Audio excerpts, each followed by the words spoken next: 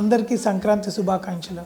సంక్రాంతి అనగానే మనందరికీ గుర్తుకొచ్చేది రకరకాల పిండి వంటలు. మనందరం మన బంధువులతో కలిసి రకరకాల పిండి వంటలు, స్వీట్ తర్వాత హాట్, ఇలా రకరకాల పిండి వంటలు తిని ఆస్వాదిస్తూ ఉంటాం. కానీ మన నోటిని సరిగ్గా మెయింటైన్ చేసుకోకపోతే వచ్చే దుష్ప్రభావాలు చాలానే ఉండొచ్చు. ఎందుకంటే స్వీట్ తర్వాత హాట్ ఇలా తినడం వలన మన నోట్లో ఉండే సలైవ ఒక pH తరచు మారిపోతూ ఉంటుంది.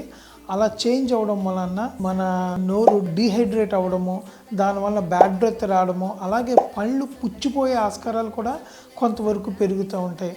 సో ఇలాంటి డైట్ తీసుకున్నప్పుడు మనం తీసుకోవాల్సిన చిన్న చిన్న ఎక్స్ట్రా కేర్ ఉన్నాయి.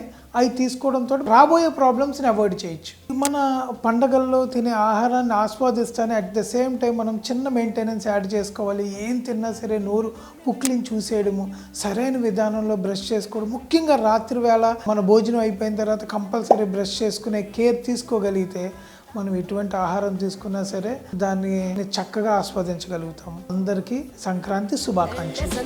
సంక్రాంతి సందళ్ళే అంగరంగ వైభవంగ సంక్రాంతి సందళ్ళే